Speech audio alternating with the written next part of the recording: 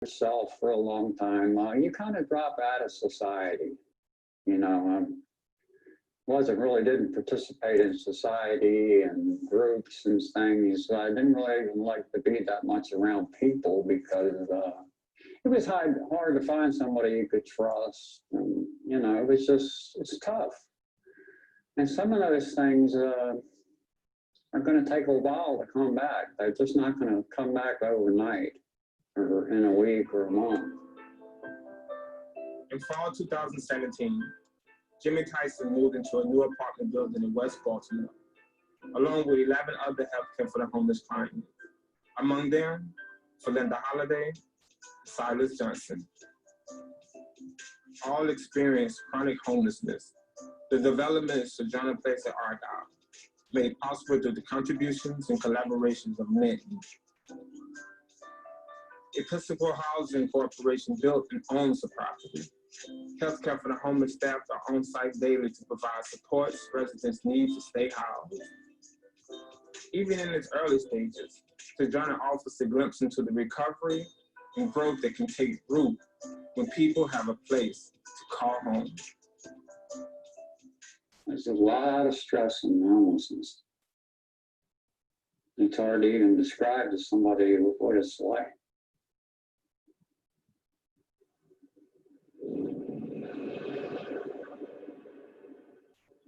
And I was homeless for 5 years. 1 year I was at the Code Blue, and the rest of the time I was in a tent. I did live in the city for a year. That was a little more difficult, but out in the county, when you're in the woods, you know, that's kind of like camping. But that camping thing kind of goes after a couple of weeks. I didn't really know what to do. I was kind of like lost. Most everything that I had in my life, I lost through drugs and alcohol. I had a good childhood. I was raised on the water, and I'm a boat person. Like I said, spent most of my time on the boats when I was younger. And my father was very verbally abusive. I mean, it was the kind of situation where he never had anything good to say. No matter what or how good I did, he always made me feel bad. And I think when I started using drugs at the age 15, I really think it was to silence him, okay? I left home when I was young, when I was 18, and I became a plumber because my dad said, you know, become a plumber and you'll never be broke, is what he said. And he was correct. I had a company, I had 4 employees at one time. The drugs got in the way. I went on for, I guess, 7 or 8, 10 years. And it finally got torn apart. I finally ran it into the ground. And I finally ended up in the tent because I was just beat down. I didn't have a choice. You know, I had nothing left. I had a little spot over there, and that's what I had to do. Living in a tent and then having an apartment, you know, it's like a godsend to me. You know, it's gives me an opportunity to continue helping myself. And I'm 66 years old, and I feel lucky to be this old. Has to be virtual. Congratulations and welcome to Sojourner All All right, thank you. I already feel better. I gained 4 pounds this month. So, you know, the past month I moved in, and I'm hoping to gain another 4 or 5, you know, this month.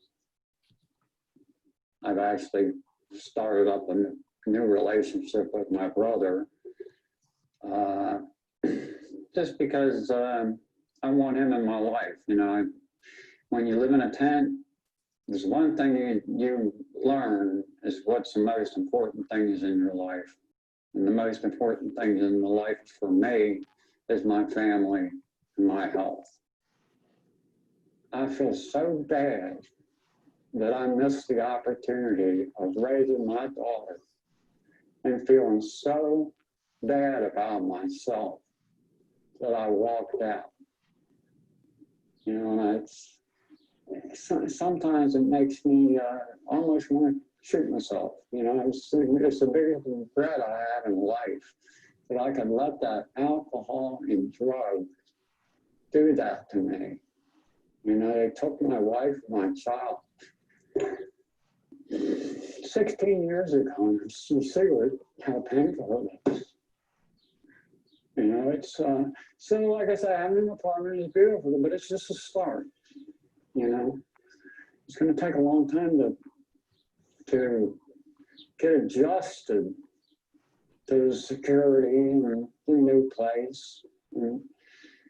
And the old stuff, like I said, it doesn't go away just because you move. You know, it goes with you.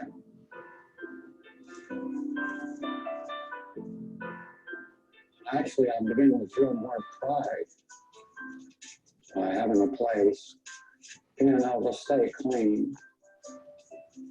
I'm proud that I'm still here. I'm proud that I got up.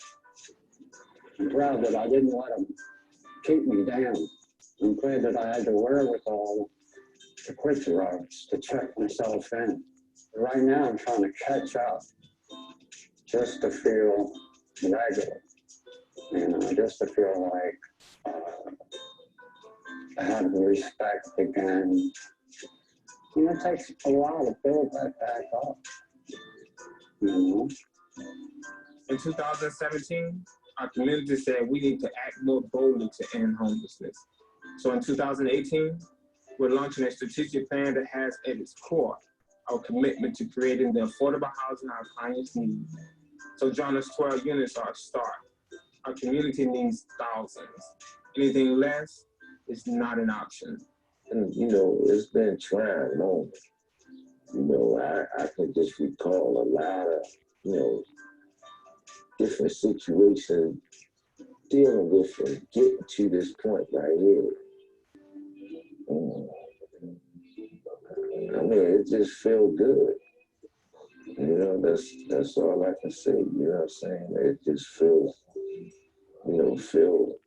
wonderful. It's a blessing to be on your own and have your own and not living in the halfway house. Come on, girl. I like my own space. I'm old. I like doing my own thing. Sitting at my table, not wiping tables down for nobody else. People leave their plates in the scene. Leave their plates on the table. I mean, I don't mind if it's my plate, but somebody else's plate, you'd be a little upset. I mean, if you had to, you had to. I had to at one point for 6 months. I got out of there.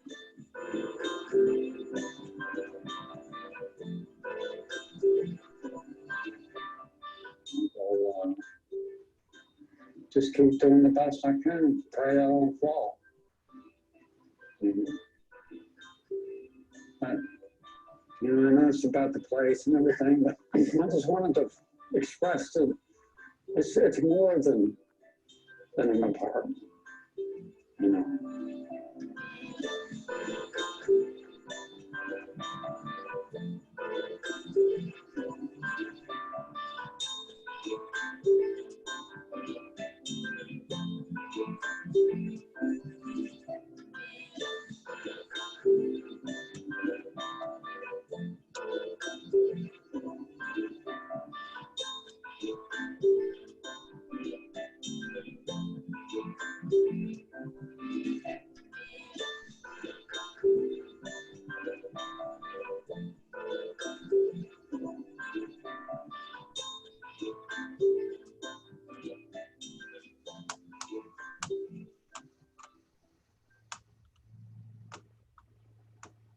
All right.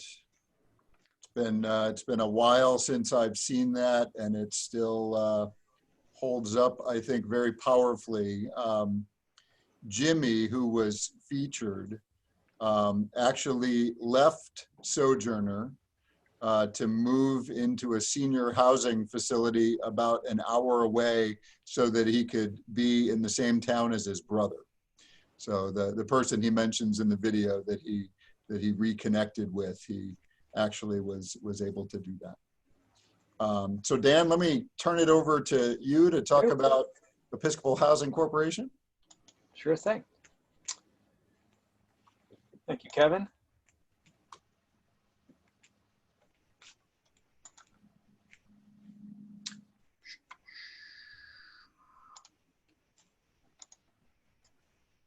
All right. Well, thank you all for having us here.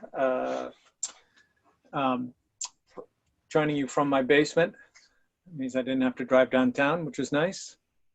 So I just wanted to, for some of you who don't know about Episcopal Housing Corporation, I want to give you a little bit of a background. So we're a real estate development company. We develop affordable multifamily housing, sometimes on our own, sometimes in partnerships. And then we also act as real estate development consultants and really kind of investors with other nonprofits who share our mission.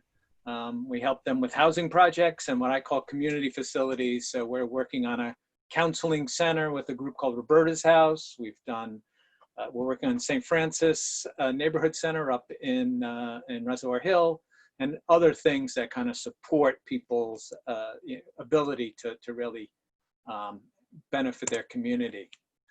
This is the EHC mission statement. We really do see ourselves not so much as an affordable housing nonprofit, but that is of course what we do. But really, we're really focused on establishing justice by making those buildings and creating spaces where somebody like Jimmy can really get his life on the right track, and then obviously take the next step. So, you know, we have really engaged pretty thoroughly on the homelessness world. As I am also on the Continuum of Care, which is our homeless services program. So, but you know, we believe that part of the solution to homelessness in Baltimore is developing housing for those who are experiencing homelessness, and that is not a universally held belief. But we are a real estate development company, and we think that we need more units. We'll talk a little bit more about how housing is healthcare, and that, you know, we think that providing housing, you know, is part of what we should do as humans. That shows our humanity, but it's also cost effective. So I am willing to attempt to convince you that providing housing for homeless people is a good thing, either on your humanity or on your cost-effective argument. So you tell me which one works best, and we'll have that discussion. So, what we have been focused on really is permanent supportive housing, and I just want to give a little bit of a definition. You'll hear us, Kevin and I, talk about PSH unit, permanent supportive housing units, and so there's all of the folks that Sojourner, including Jimmy and Valinda and Silas, all have leases, and they have all the rights of tenancies like anybody else. Now, all the folks that you saw came to us from the streets or in shelters, but with the support of folks from the flexible services provided by Healthcare for the Homeless, when they move from the streets into those units, and we work to support them. The other reason I wanted to put this slide up here is to show you that permanent supportive housing projects are not boring architecture, right? So that photograph on the right is Star Apartments. It's in Los Angeles, California. I was fortunate enough to get to tour that building. It's called Skid Row Housing is the owner of it. And I think it's a really arresting piece of beautiful architecture, as is this one here on the right. This is the John and Jill Kerr Conway residence, and that's in Washington, D.C., right near National Public Radio and not too far from Union Station. But you know, just to kind of maybe preempt a question, you know, PSH is low barrier, which means people move in regardless of where they are in their kind of journey, and it is permanent housing. It does not have a time limit. I often get asked, is permanent supportive housing, but how long can people stay? And it is in fact permanent housing. This housing readiness model means that we don't expect people to have jobs and solve their mental health issues, because that's a really difficult thing to do on the streets of any city. We feel that getting them in housing and then helping them address those problems is a really critical piece to supporting them. So I want to give you a couple of examples of work that EHC has done. This is called the Gertrude Stein House. Gertrude actually lived in this house on Linden Street in Reservoir Hill for about 13 months. Her uncle, David Backrack, who was one of the inventors of photography, lived here for 56 years, but nobody knows it as the Backrack House, I think, sadly. But it's a beautiful property. It's at the intersection of Linden and Brookfield. So I want to talk about just a couple of projects. This EHC and the Family Recovery Program took a former Catholic school in East Baltimore. They provide housing for families who have gone through the drug court and who have children who get placed in foster care. And they were having a real hard time finding safe, decent, and affordable housing on the open market, because many of their clients have credit and criminal problems. And so they said, we need to seize the opportunity. So we helped them purchase and renovate this school on Rose Street. Here's a couple of the interior photographs of they have a training program, and then this school was a historic building, and they had carpets on these beautiful floors, and so when we ripped up the carpet, we decided to not replace it with carpet, but refinish those floors, and I think they came out great. We do end up working on some, we believe that permanent supportive housing is the best solution, but we do end up at times working on shelters, and this is one we did with St. Vincent de Paul, and how I got to meet Kimball, where it had been people living in just taking the classrooms and have 6 people in a former classroom, and we ended up splitting them up into individual rooms so the families could live in dignity and could participate in a bunch of educational and job training, and they get access to a housing placement program called Rapid Rehousing through St. Vincent's. The reason I included this one here, this is a building in Rosedale in Baltimore County, because really the homelessness problem is not limited to the city of Baltimore. There had been a homeless shelter here that the county worked with us to acquire, and we turned it into 12 individual dwelling units. And it's right on Route 7, Philadelphia Road, and the Baltimore Beltway. So this is the program that this is where we filmed this. This was a really great jumping off point for the relationship of Episcopal Housing Corporation and healthcare for the homeless. I had approached Kevin and said, we've got this great idea and we think that you would be a terrific partner for it. Kevin will talk about the housing programs they operate now, but about 10 years ago, I was on a committee with a member of the Healthcare for the Homeless housing group, and she was telling me about how much time she spent in her automobile driving around to provide services to folks. And I said, well, maybe if we put like a dozen together, it would really allow you to spend less time in your car and more time delivering services to the clients. And that was how really 10 years later, this project comes to fruition. So careful what you say to me, because 10 years later, I may come back with an idea for you.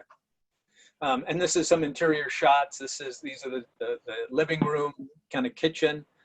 They're 1-bedroom units. They're about 340 square feet. And then we have a community room where folks are. And lastly, I just want to talk about a project that we have under construction right now This is a development that Episcopal Housing Corporation is working with French Development on. It's 76 units. It's at Mulberry and Utah Street, so about 2 blocks north of the Lexington Market.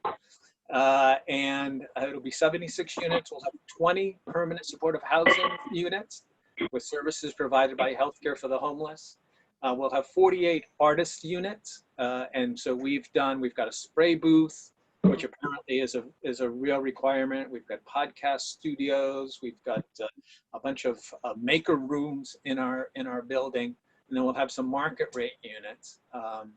So the first phase of 8 units will be occupied probably around November, early December, with the balance of it. And this is the Utah Street elevation you're seeing here.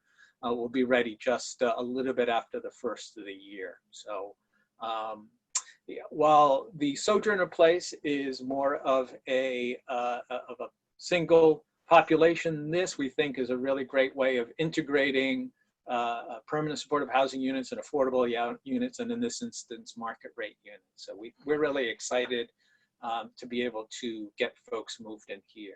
So that's a little bit of a background about Episcopal Housing Corporation. I'm going to ask Kevin to pick up and talk about healthcare for the homeless. Wonderful. That should be working now.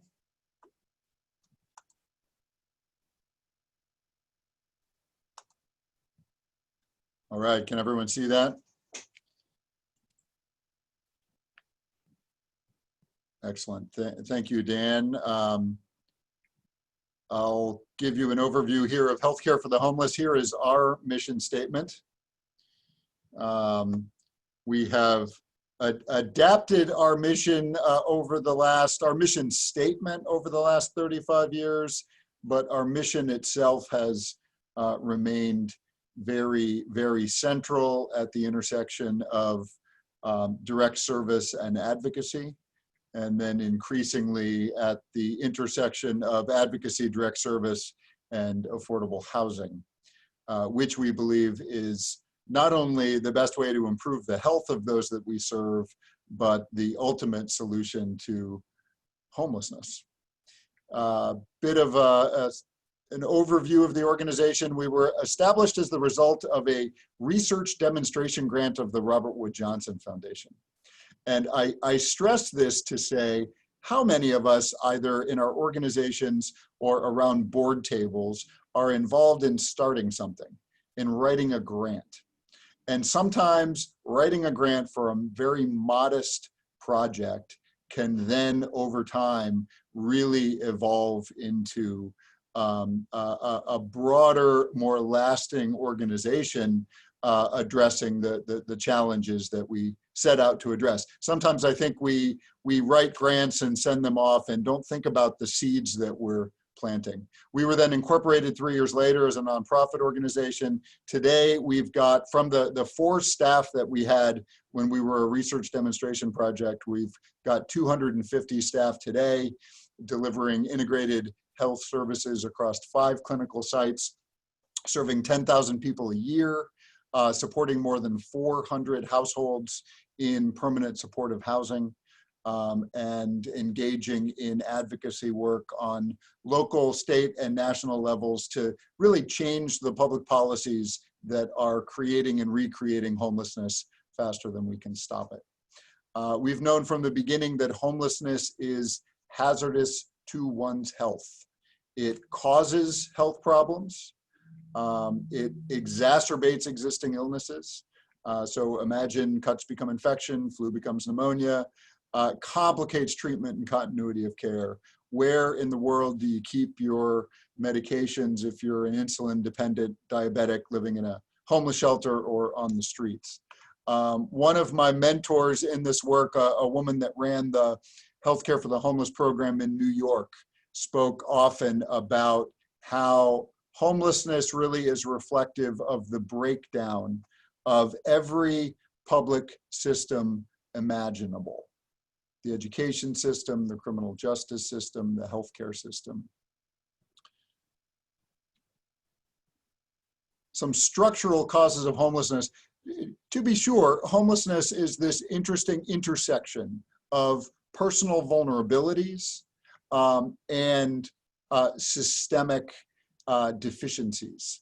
And want us to spend a little bit of time reflecting on homelessness, not as something unfortunate that happens to particular people, but as the result of a set of systems that produce homelessness and not proportionately, that disproportionately produce homelessness among people of color and the most vulnerable members of our society. Systemic racism, federal disinvestment in affordable housing, which has continued now for decades, growing wealth and income disparity, that gap between the very, very rich and the very poor that leaves a hole in the middle that too many households fall into. An insufficient and declining public safety net. Our safety nets have eroded again over decades. Restricted access to healthcare. We've made great strides through things like the Affordable Care Act. Used to be that the large majority of our clients were completely uninsured.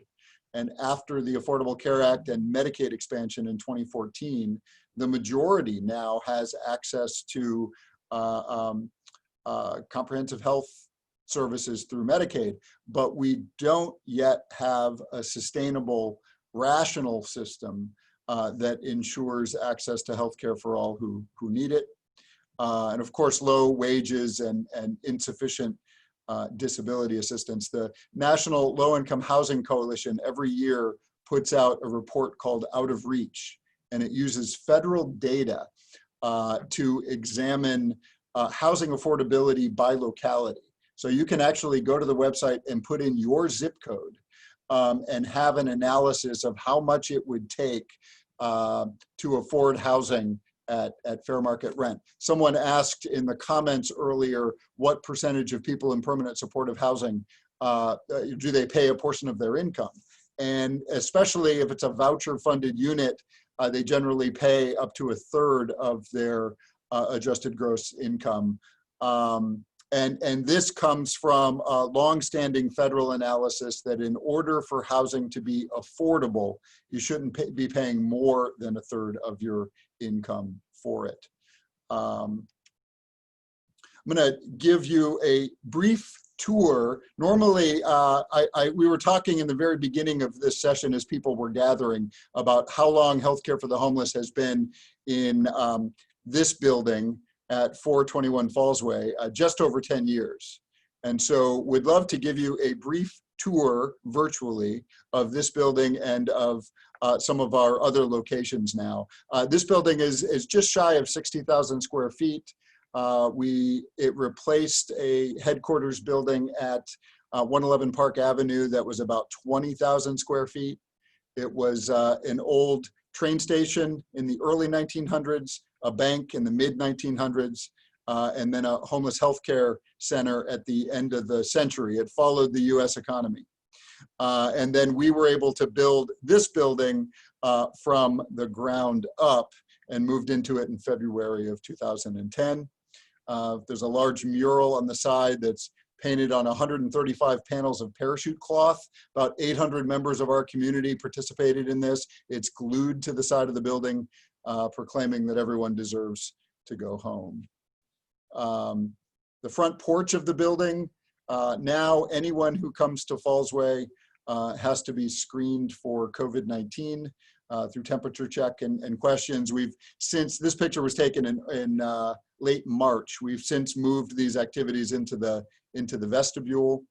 A pre-COVID view of our waiting room, which is usually full. Today, there are only 24 chairs in that waiting room, each of them spread out in order to allow for appropriate distancing. Preeta Patel, our director of dentistry, standing in our dental clinic, which is located on the 3rd floor of the Fallsway building. We had to temporarily discontinue dental services in mid-March because it simply wasn't safe and the burn rate of personal protective equipment is so very high in dentistry. Today we're doing emergency dental consultations, but we're also working on shoring up our supply chain for N95 masks so that we can talk about the process for reinitiating dental services. Our dentists have been doing, in the meantime, temperature screening of staff. They've been involved in a range of infection control. They love infection control, at least our dental director does. Been involved in a range of activities for staff, but they are so eager to get back to doing what they do, which is to care for the oral health of our clients. That's been such an important program, and due to Medicaid, for example, does not cover adult dental. So we've had to finance dentistry through large public sector grants and a lot of private support that allows us to do partials and dentures as well as preventive services. One of our psychiatrists, pre-COVID, she's still in her office today. I just passed her earlier this morning. It's Dr. Johnson, wearing a mask, of course, and seeing clients from more of a distance. She reminds me often that, you know, we're doing a lot of services these days by telephone, but you can't do long-acting antipsychotic injectables over the phone. So it's extremely important to keep our doors open. One of our nurse practitioners, waiting room of our pediatric and adolescent clinic, which we built in this building in 2010. We've done pediatric and adolescent services in shelters for families for about 25 years. And then over the last 10 have really been building a medical home practice. And when you come through the door of Fallsway now, this is what you will see. I remarked when we set up these barriers, these screens at all of our registration areas for the time of COVID, that, you know, we work every day to take down barriers to care. So it feels really uncomfortable to be erecting them. But doing things like this have really helped ensure that we can continue to keep our doors open. Shortly after establishing our new headquarters at Fallsway, through a grant that made possible through the Affordable Care Act, we launched a mobile clinic. So a clinic on wheels, 2 exam rooms inside, and it was traveling regularly to about 8 different locations in Baltimore City and Baltimore County, really promoting access to care among populations that simply could not make it to a standing clinic site. We, of course, had to discontinue mobile temporarily due to COVID. That building, or that clinic, that van is now parked in the attached garage next to Fallsway. The garage is right, the mural that you saw is on the side of the garage.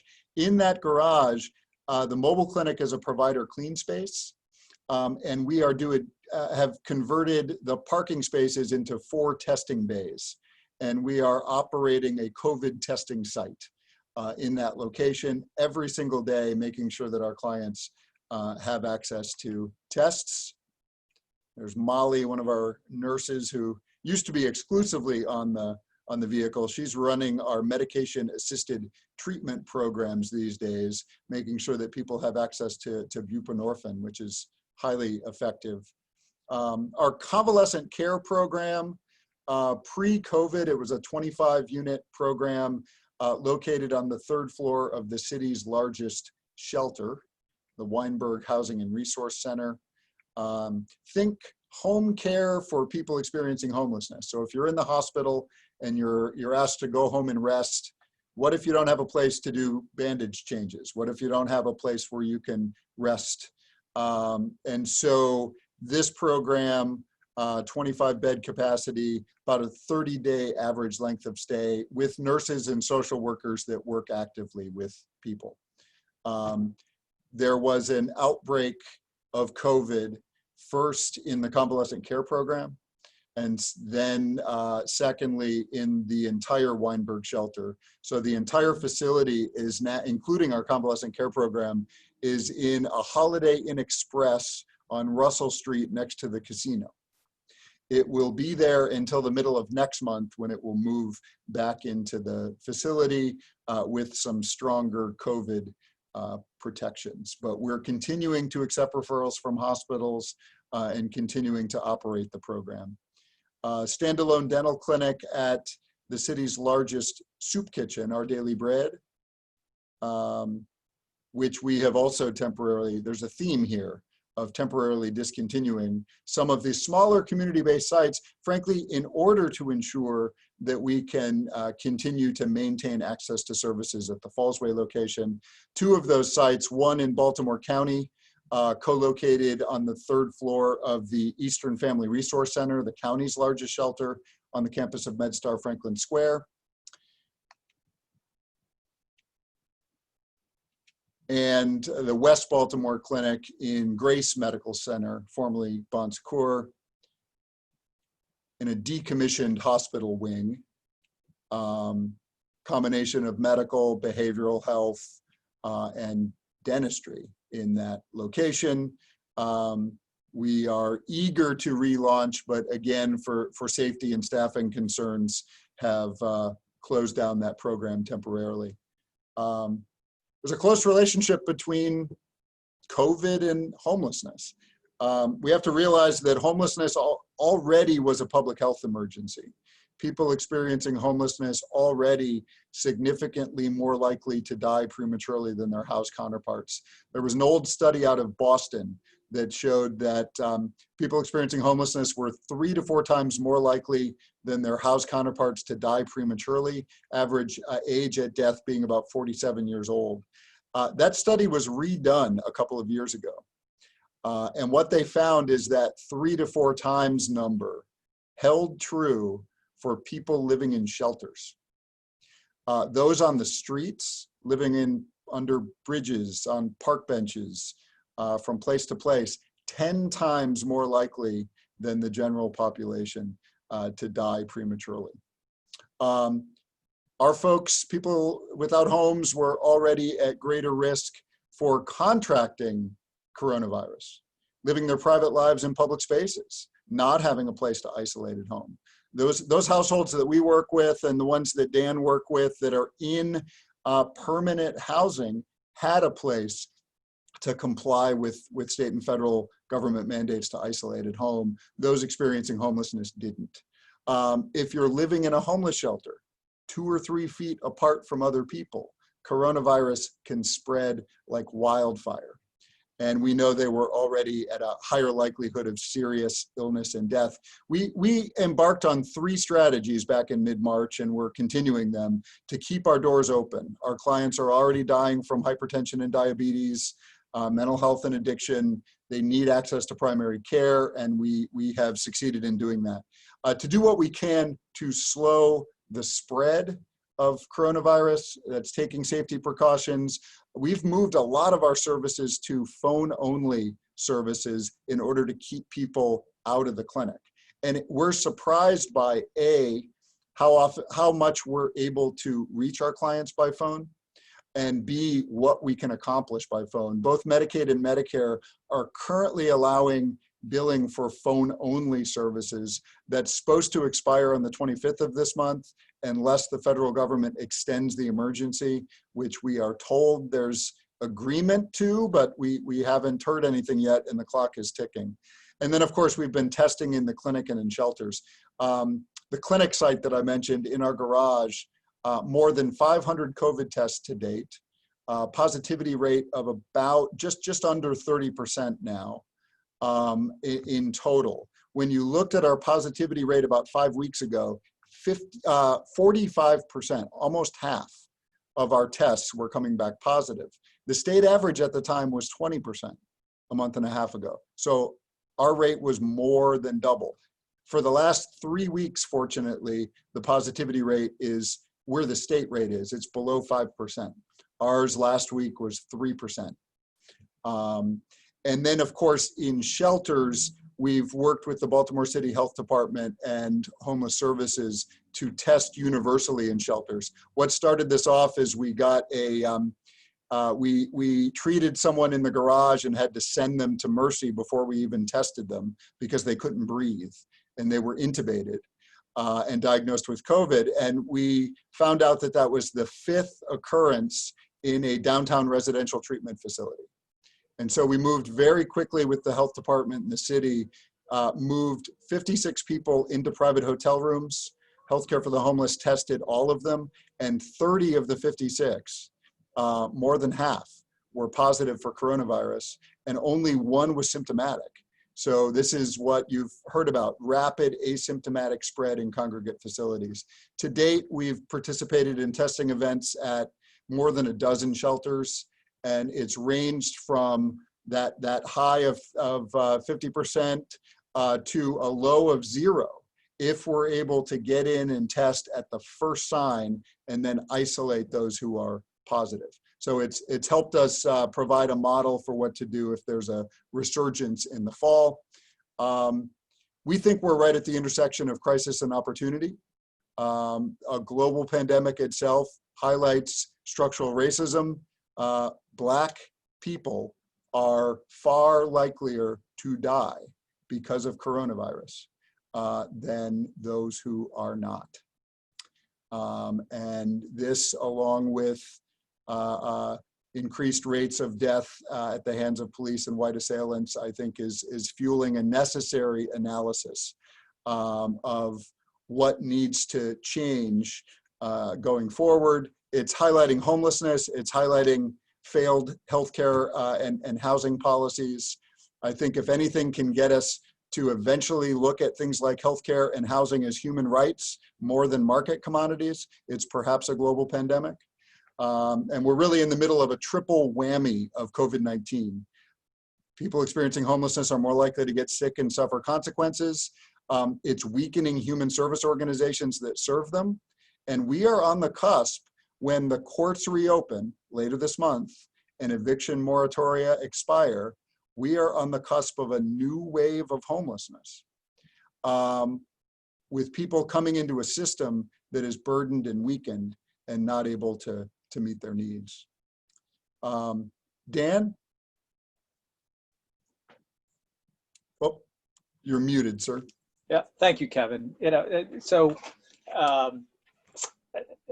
As we mentioned, we are really working at this intersection of housing and healthcare, and how, as I think you should get a pretty good sense of it from Kevin's talk. Really, housing is healthcare. Just the people that have housing have very different healthcare outcomes from people who don't.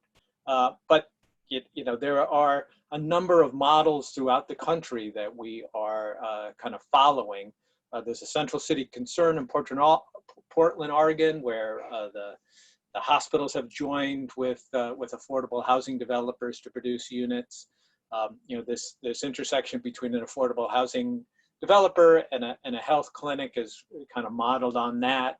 There has been some level of participation in the larger hospitals throughout Baltimore that has been really helpful in some of the funding mechanisms on services.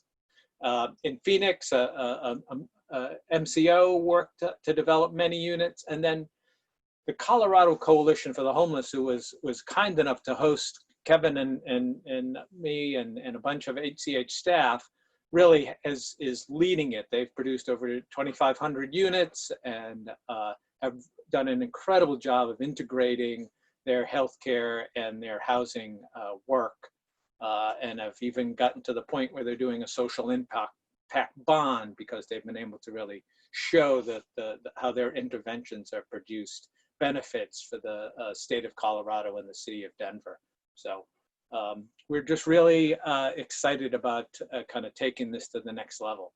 Our joint venture that we are working on as we speak is, we had advocated with Ken Holt and others at the Maryland Department of Housing, and they created a supportive housing set aside in the last tax credit round, and EHC and HCH were formed a joint venture. We were awarded a 70-unit project, which is right on Harford Road at Preston. So we'll have 35 permanent supportive housing units and 35 PSH and 35 affordable units. It's all kind of part of this revitalization of the area from the Hopkins campus out to the Jones Falls Expressway. And here's a couple of the elevations. The neighborhood has been hugely excited about the investment that's going to happen in their neighborhood. And you know, this building is not too far at all. It's maybe a half a mile, a little bit more from the HCH clinic on the Falls Way. So we are thrilled about this. So as we reiterate, housing is healthcare. But as housing developers, Kevin, I'm going to give you a hat as a housing developer now. You know, we are always looking to partner. We're always looking. We're in this housing and real estate development group, and so if this has sparked your interest in becoming involved, and you have access to land or buildings that you think might be an appropriate thing to work with us on, I would very much encourage you to reach out. You know, our goal is to continue to grow this option. Kevin didn't mention it, but the Healthcare for the Homeless operates 400 odd or so scattered site units throughout Baltimore, and we're working on and continuing to support those through both of our work through the continuum of care.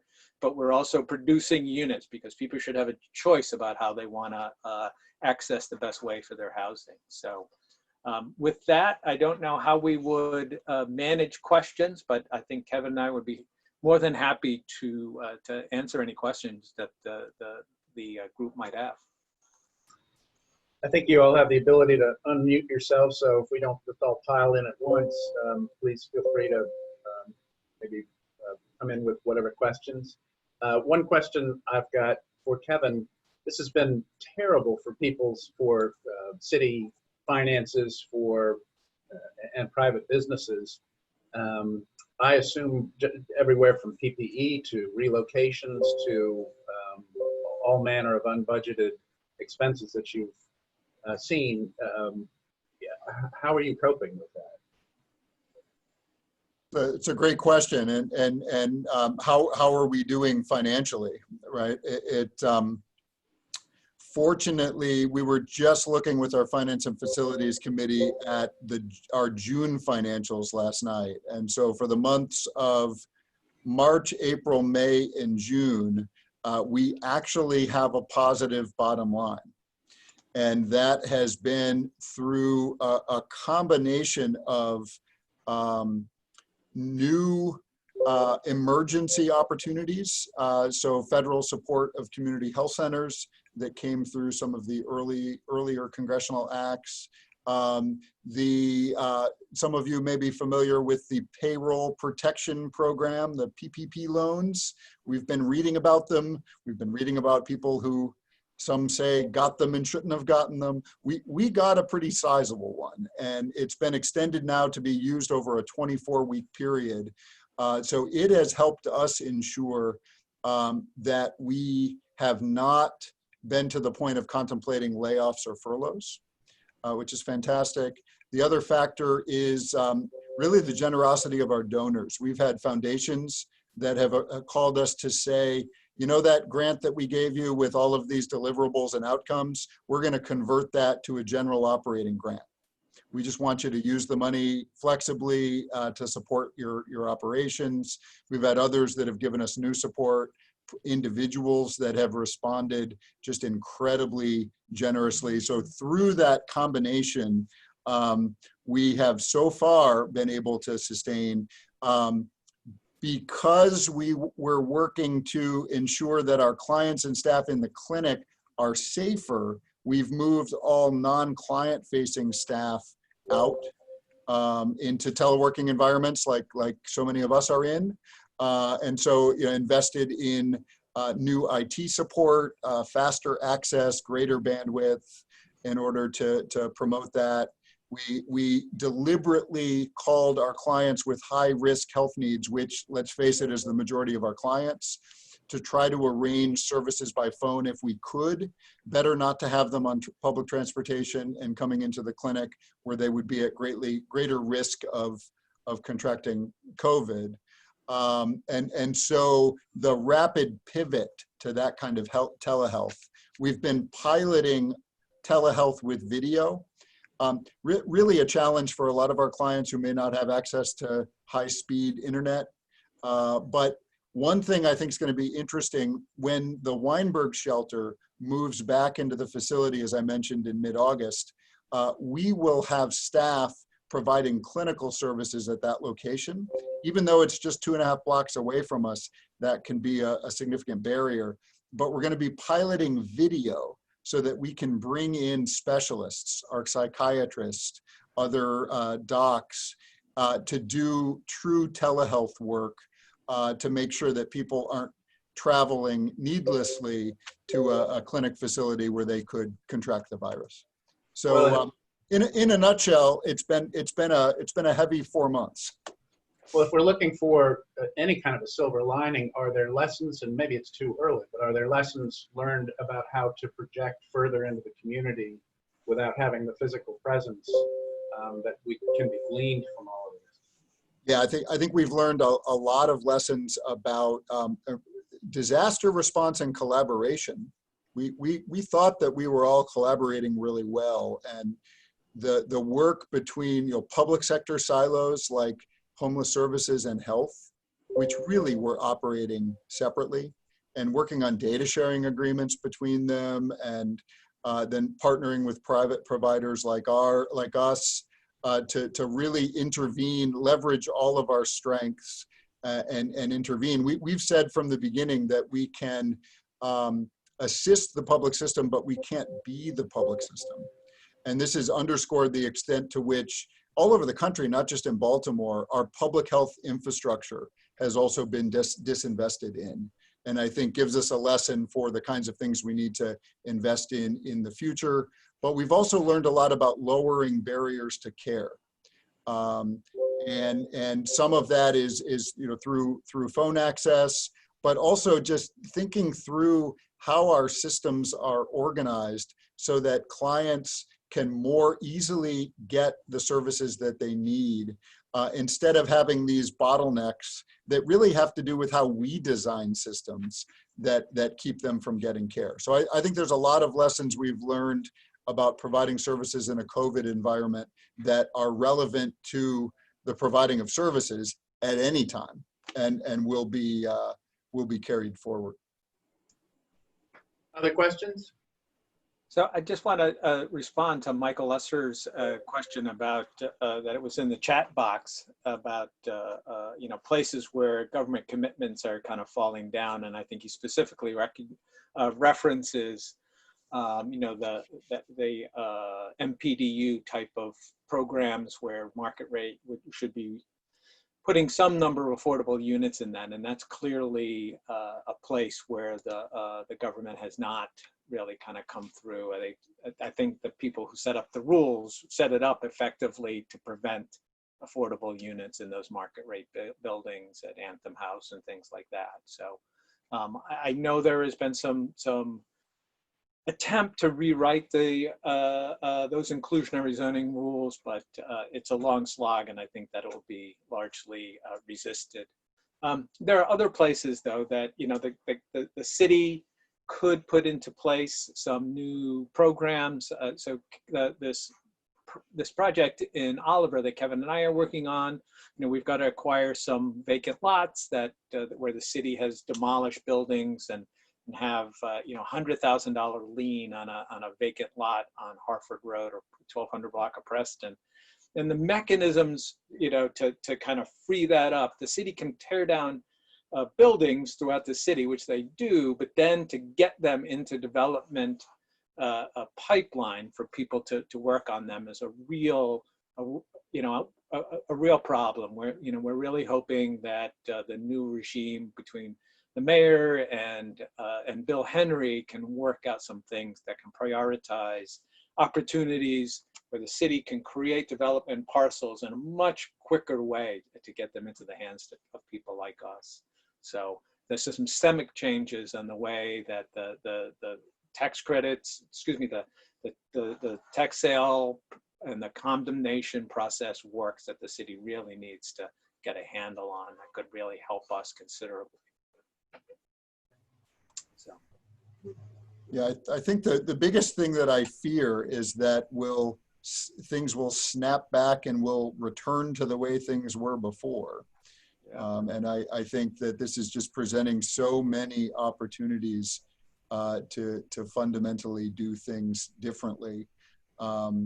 What I've seen public and private health systems learn about how sick homeless populations are, even those that should know better by now, that should understand this in the time of COVID.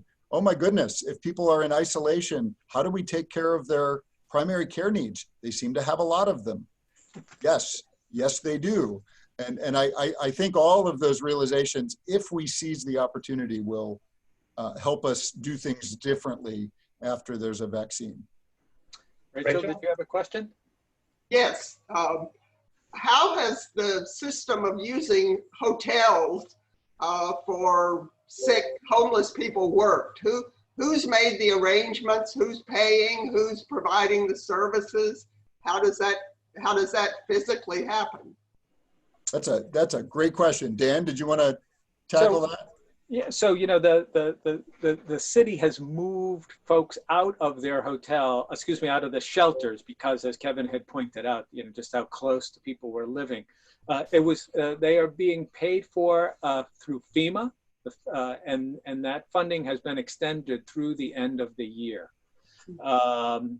There's a number of them who are at the Lord Baltimore downtown, and then Kevin had referenced the one on Russell Street, the Holiday Inn Express, I think, or something. And then there's a number of other ones. Initially, there were some even out into the Baltimore County on Route 40, kind of going east, which really did separate people from any of their service providers or any of the other things.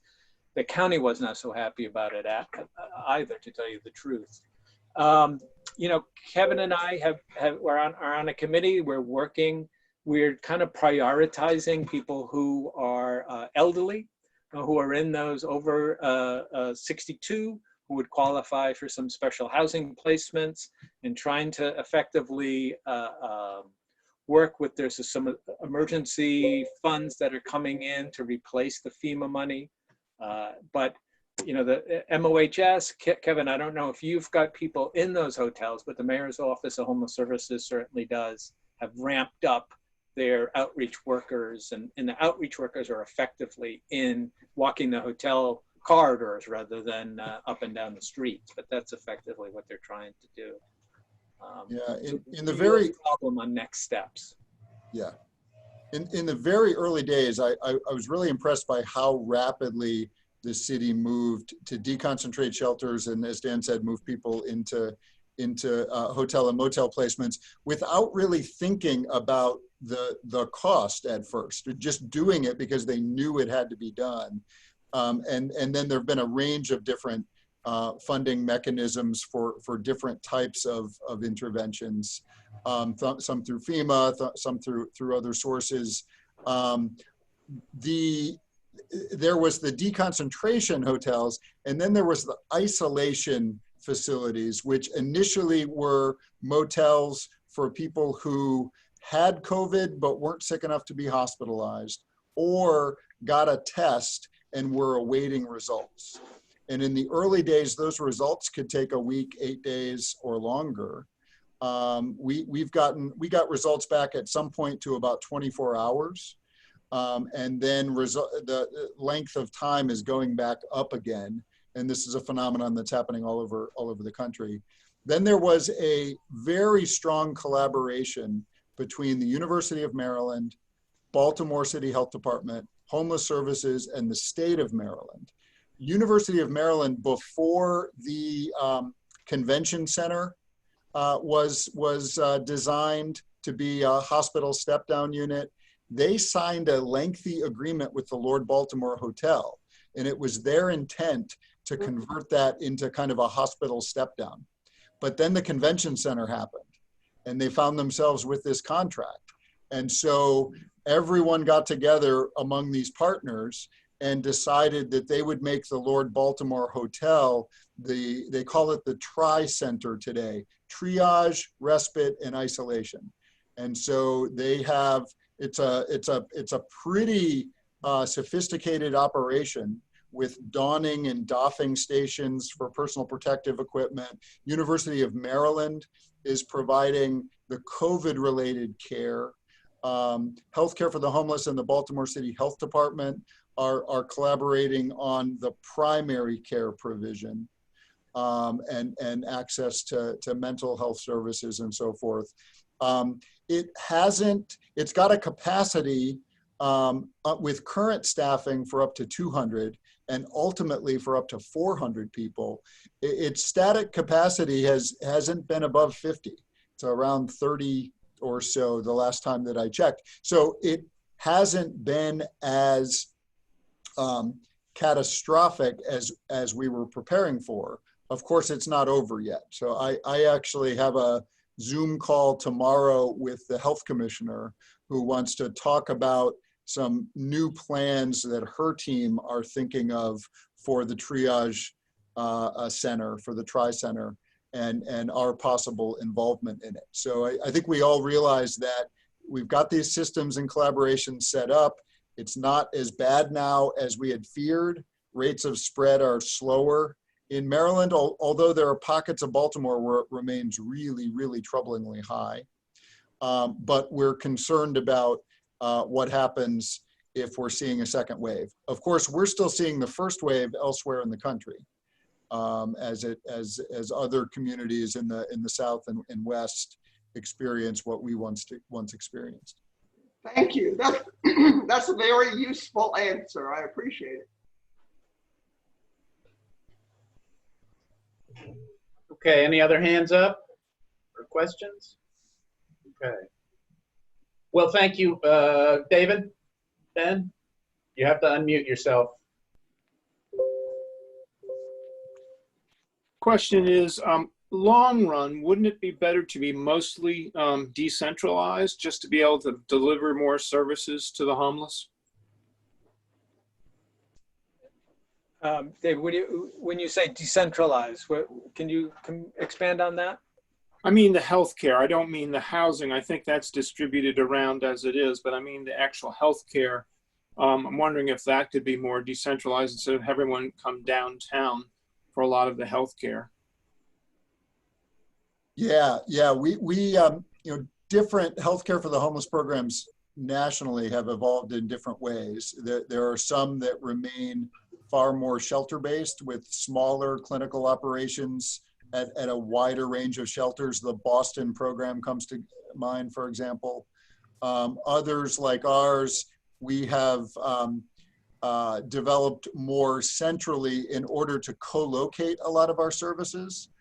So many of the people that we're serving don't just have one primary healthcare problem, they might have 7.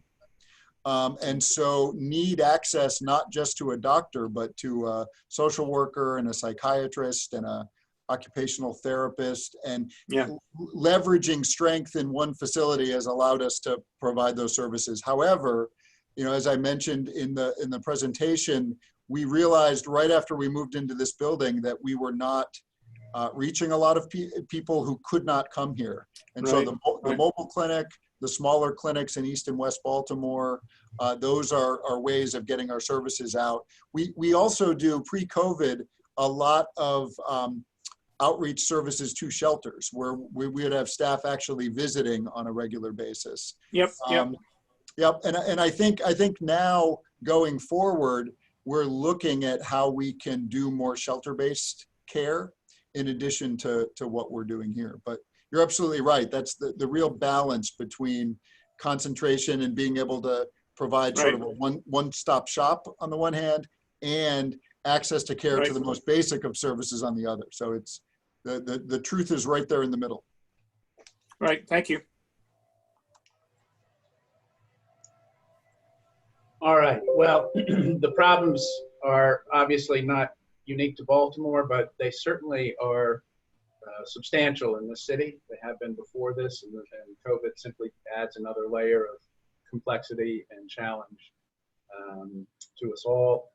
I think this city is very lucky to have 2 such committed and talented people fighting some of these issues. So yes, but So we thank you both for sharing some time with us today to share these challenges with you. And I would encourage all of you to get involved if you can, if you find opportunities. I know Dan's always looking for properties. So with that, I'll close out. We will do an August presentation. I'm not exactly sure what that is, but I know Nate's been working on a couple of different ideas. So stand by. And with that, we'll close out. But thank you both. Thank you. Thank you.